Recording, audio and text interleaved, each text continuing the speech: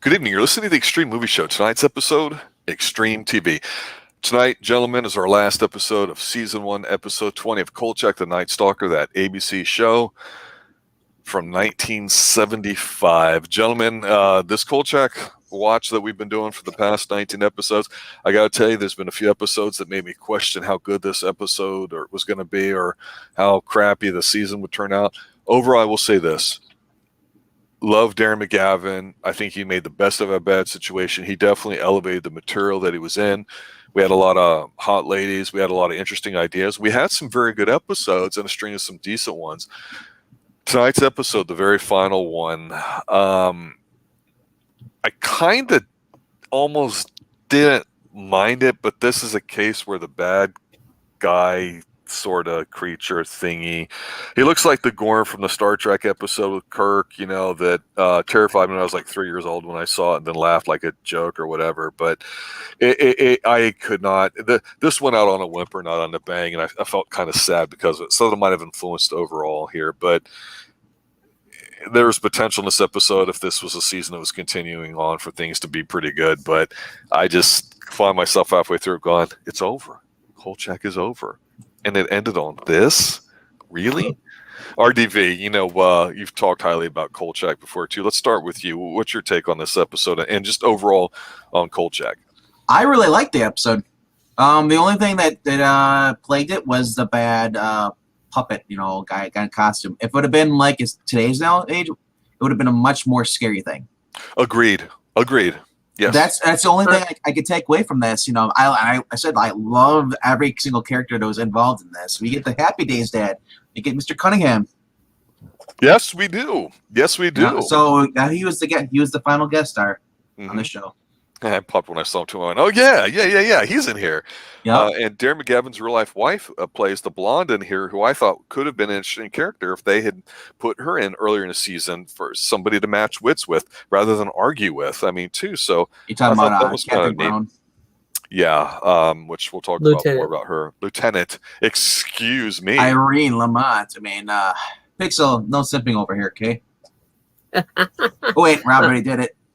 I'm okay. No, what I'm going to say is I absolutely agree. If it was done now, when there's a shot, whenever the creature is approaching and there's lights and he's taking one down with his hands one at a time as he's approaching, that's some creepy stuff right there. You have potential to build chills. I know, and he's wearing the Florida Gators jersey too. Yes. That's where it falls. The creature is, you laugh at it. It's a joke. But the whole thing was, like I said, if you replace that monster now with actually like you saw in Jurassic Park, the raptor or something like that. Yeah. Oh my gosh, that would have been scary. Especially those whole. You said you're 10,000 feet underground. You're in a tomb. That's freaky as it is. I mean, like, I like that scene when he's going in the elevator. He's with the guy. He's just like, yeah, we're going like 200 feet per minute. He's like, what? And, he's like, we just reached 10,000. It's like, I think I left my gut up there. Don't tell my stomach that. Right. No, I'm not going to say this was I don't think it's a bad episode. I think it just falls because of the time that it came out. And that is really the problem with Kolchak, the Night Stalker. Overall, a lot of it is because of when it came out and how they executed it. This could have been done in a way that you can connect episodes with smaller themes while keeping the Monster of the Week format. We've seen it done before. But it's because of this show, and this show could not handle that. It really couldn't, because everything was like a mini movie, everything's isolated, and there's no continuity. And that was the producers. That wasn't the actors' fault. I'm sure Gavin DeGraw, I keep calling Gavin DeGraw. What's his name? Darren McGavin. I'm sure he probably got annoyed by it after a while. But I love, like I said, the final scene with him and Vincenzo. He said, "Vincenzo, quit yelling. Otherwise, I'll come to pile. You know, it's just I love it. Like he just finally he won a shouting match with him. Yeah, yeah, yeah. I mean, it's an episode where we see a female lieutenant who obviously uses her feminine ways to get what she wants. So Mhm. anybody that wants to scream about sexism and equality and all that kind of stuff about this show and how things were 45, 50 years ago, well, here's an obvious case of one being promoted because of who she is and how good looking she was and how she got there. I mean, it's really blatant the way these guys fawn over her. That was really the only slightly negative thing I'd say about a character, because she was smart. And the way she worked Kolchak, and Kolchak was having none of it. RDV, that taught me too. He didn't put up with any of that crap. Oh yeah, he put her in her place. He's like, oh, whatever, sweet little lady. Like, you know, I was like, well, I can be, you know, or worse than Emery. He's like, oh, really? Yeah. He even gets her to basically explain where she's going to be going to next. Oh yeah, that means you've got the meeting with her to go find out what killed him over at the coroner's office. She's like, yeah, and then she's like, Kolchak, like, damn it, you got me to say it. And then he runs off and beats her there. And of course he sneaks in. We get everything of Kolchak that we're used to. Kolchak in the dark, fighting a monster towards the end. Lots of some bad edited scenes. He spends about 10 minutes on this episode driving in a poorly edited hallway, a golf cart. I mean, I now know where what's the scene? International Austin Powers, where it got the scene from, because it was obviously from the air. That just it was popped so my head. bad. He's trying to work it, going to reverse, and he hits onto the wall. I'm thinking, like, yeah, that's. But yeah, I mean, do we even really want to talk about the story so much about what happened? I mean, basically, well, here's what I thought was interesting. There's companies out there today, like say Iron Mountain, that's been around, as well as a few others, that by law, especially with financial records, and of course, if you have governmental contracts, if you're a business, there's records retention that has to occur. So what you would do in today's world is you'd call a company like Iron Mountain, and you would give basically saying, okay, here's all my crap. They, you pay them money and they take it away and they store it, and they can digitally back it up and everything else there too. So there's a ton of paper storage going on and everything else there too. And going back to when the show aired in 75, you're in a situation with businesses where you've got nothing but paper and photocopies and this and that too. And it's like, there's a nice little way of kind of showing business back then, because as a kid, I wouldn't have understood what was going on with it. I just thought, okay, company, and they do stuff underground. But the idea was that something came from Utah that managed to find its way into this underground facility that went bad, and those kinds of things happen. So, despite the silliness of how bad the monster looked, I thought story-wise it wasn't horrible either. Like I said, I didn't hate this episode, but I just felt like it went out with a little bit of a whimper, because I thought, hey, this lieutenant would have been a really great foil to have in a lot of episodes. It would have really added to the show overall. I thought, obviously they have natural chemistry because at the time that was his real life wife. That being said, she still did a good job, despite the fact that, I don't know what else she's been in. She did good. It was like cunning. And Kolchak typically was not surrounded by smart people. It was him railing against the system and how did he handle situations and all that too. And sometimes he kind of got fortunate at the end of the episode. And I liked it. I liked the template a lot too. So there's a lot of positive to say about Kolchak. What are some other things about Kolchak that you guys take away from this entire season viewing experience that we've had here on Xtreme TV, and anything that really sticks out in your mind that now looking back on it, you go, oh, I can see where this influenced something else, or was a really good idea? Because I still think this is a very groundbreaking TV show. No, I mean, what I just said before about it being the original Monster of the Week show, which it kind of really is, it sets up exactly what we get nowadays, and that can be good, that can be bad. We reviewed Haven, that we wouldn't have that show as it was if it wasn't for this show bringing that format to light for kids to watch and then grow up and create their own things. This show isn't bad, it just lacks due to things that were out of the person who wanted to control it the most, our leading star who plays Kolchak. He doesn't get what he deserves, and that's a sad thing. And I wish I could say that I enjoyed it more, but I am glad for the good that we did get out of it. RDV, what about you? Like I said, I don't even know this. All I know is it's influenced X-Files and Haven. Other than, I mean, Twin Peaks probably same thing. But other than that, I don't know what else it could influence. Maybe Buffy the Vampire Slayer, same thing. Monster of the Week. It probably. Like I said, I don't know if this is the first Monster of the Week show. If there was anything else before this, but yeah, the Monster of the Week thing is a strong argument that Pixel did. I gotta say though, I want to talk about the episode though. I mean, go ahead. Yeah, absolutely. This episode was pretty much. It looked like they're using the same kind of basement like they use in the Energy Eater.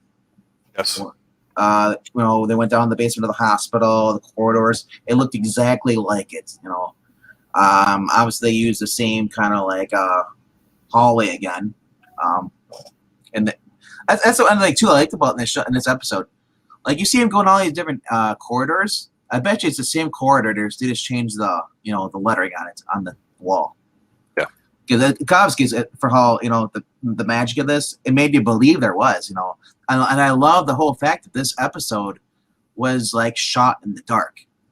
And it was it felt like, and you had the main villain in here played by Albert Paulson.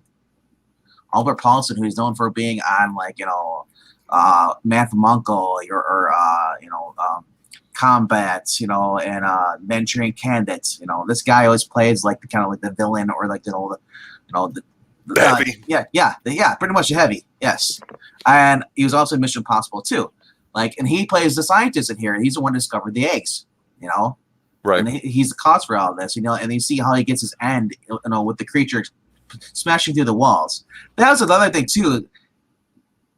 Kolchak has. I noticed with a lot of the creatures, they're able to do feats of strength, to smash through things like the Incredible Hulk.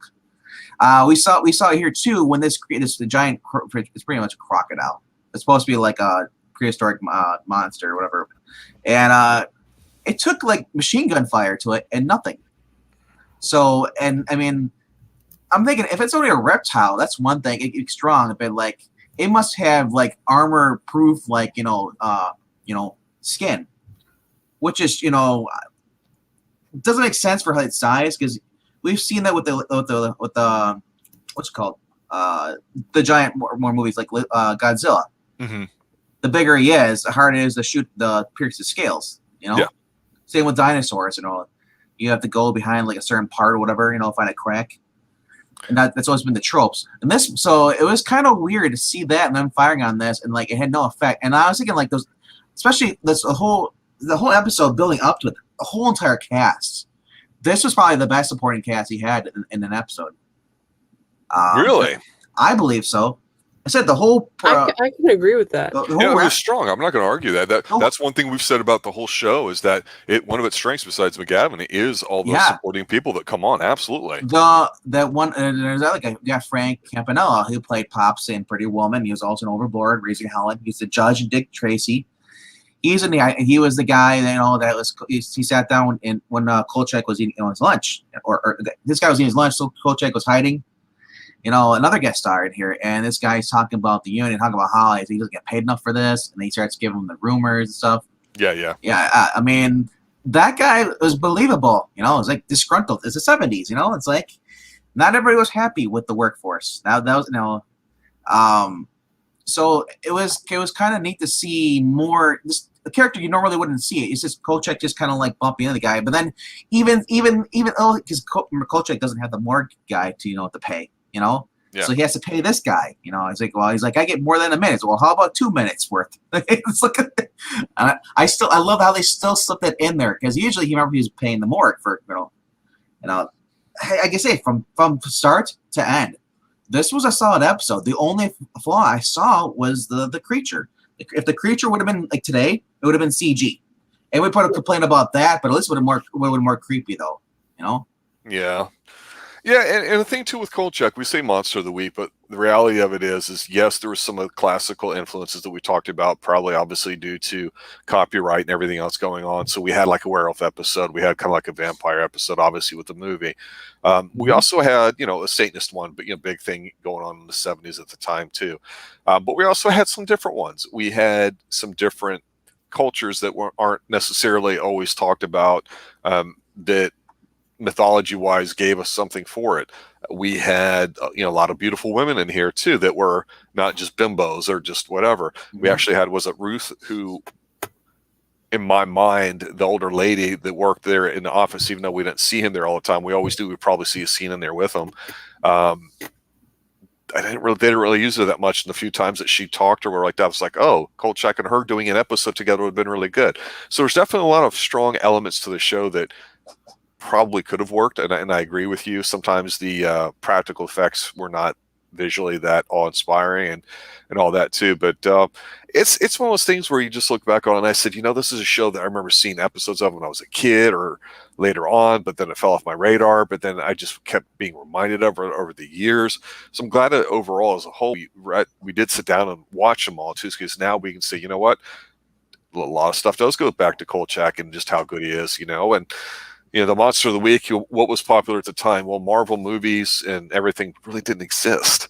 Comics were not really mainstream, but you had the elements of them attempting to come on, where you would have the Incredible Hulk as a TV show, where to me that template was more of a fugitive type, where you're going from town to town, episode to episode. It's not monster of the week. It's the same monster, but you're just having a different episode, and there's nothing wrong with that. I think that works. But overall, I would say, from my final thoughts, again, good show. It was an okay episode. I didn't hate it. I just feel really let down by the bad creature, and everything else you had to say was true. I totally agree with it. But this is one of those episodes or shows in general that, unless you're really a hardcore fan of supernatural things or occults or classic TV, I think people today would gloss over it. That being said, this is the type of show where if Darren McGavin were alive today, and to say he was in his mid-40s or whatever he was when he did the show, somebody with a great talent like that, if they just constructed something like that, I think it would still be successful today. I don't think this stuff has run its course. I know it looks dated because it was, 45, 50 years old. But again, a lot of crap on TV. We've got more stuff being produced for TV. And despite the effects and the budgets the TV episodes get today, I'm really not blown away by it. Westworld, for as ambitious as it is on HBO, I don't think it's that great of a show for certain reasons. And, so the people that want to argue about the 70s being probably one of the best decades for television in terms of realism and good writing and all that too, even though Kolchak's had a few duds in it, I can see that argument. I mean, I really love this. Really tapped into the fantasy part, though, like going miles underground and reaching a hot spring. Yeah. So the idea there could be a creature down there, living down there, and it survived this whole time because, well, where it was, it's been preserved down there. I mean, that's what I love, stuff like that. Like I said, this whole episode is like basically like, I say I'd rank this up with like the movie almost with the vampire for this episode.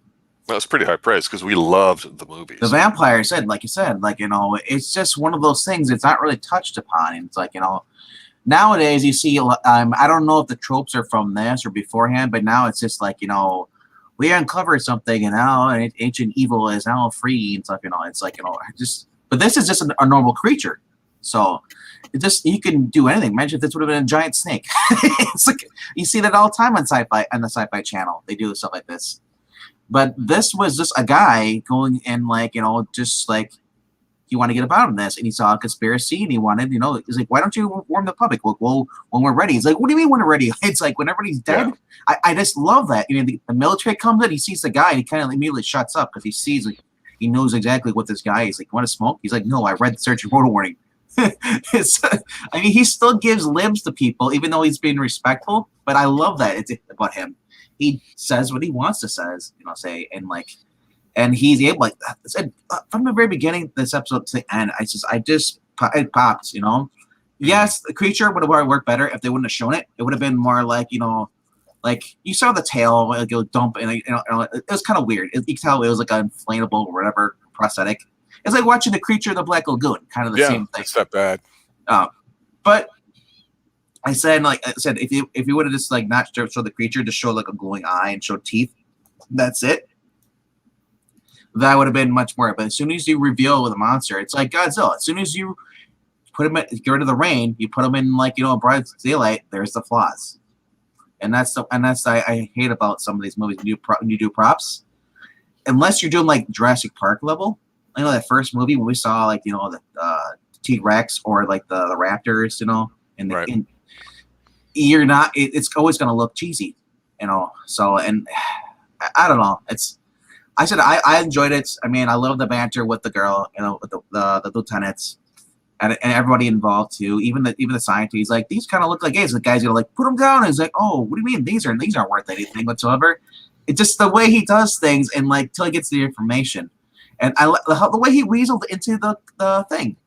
The first time he pretended to be like a guy investment, and then he told the other guy I'm really undercover. I'm insurance, fraud or whatever, And then the next time he gets shipped in the crate. That was hilarious. Yes. I love that. The guy's like, the last time we went out, this guy would have worn lipstick. We were in disguise, It's like, and the parrot starts talking. Buenos Aires. Because they're smuggling parrots. It was just so out of there. Like, I was not expecting that. And then it made me chuckle. But did you notice, though, when he's in the crate, no matter which way the crate's moved, he's upright?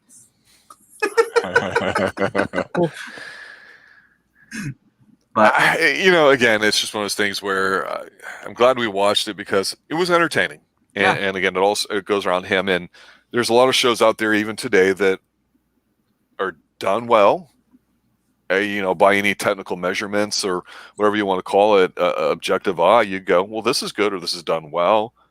But that doesn't mean you're having fun or you feel compelled to watch it, and that's really the key thing too. Is you can watch something, but if it ends up being basically the same thing and then put a lot of effort into it and you feel it, screw it. You're not going to watch it. Yeah, Kolchak's probably worst thing in all the episodes in terms of the theme is poor practical effects. Not necessarily scenes or sets, because some of them worked, some of them didn't. But some of them used nice places, some didn't. It would be the monsters, but we didn't watch it necessarily because of that. It was the mystery of what it was going to be and how we were going to get from point A to point B, and that's the ride that we enjoyed. And Darren McGavin made that worthwhile. And that opening introduction, he's like, "This is one story I may not get the final person on, but I'll talk fast because it's after me." He's in the dark. A little bit different. Yeah. Kosovo has a long part of human experience from the Cro-Magnon all the way up to the Frood. So if you happen to find yourself underground, I mean deep underground, don't linger in the shadows. And then you hear something, it's like, dude, it's like, oh my gosh, it's gonna be a creature one, And when it wasn't a damn ape. I know. I still think about the singles episode where you got the werewolf and like the slacks and the treasure. I know, right? From level to level at the middle of the night. I'm like, I don't know why that sticks in my mind. Right. All right, Pixel, let's ask you, any final thoughts about this episode of Kolchak in general before we call it a night? I'm going to say that I am glad that we went over it.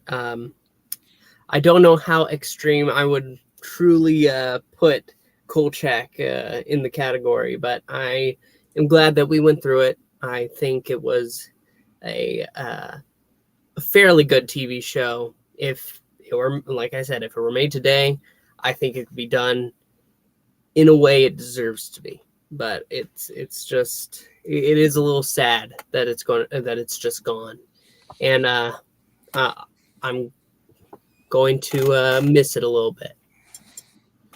Yeah, I think Kolchak, if I could almost describe it to somebody, is, they watch them, they'd be like, "Why the hell you saying I need to watch this? I tried a couple episodes and they're crap. They look like shit. It's old. This guy yells and barks." I'd be like, Kolchak's kind of like an attitude.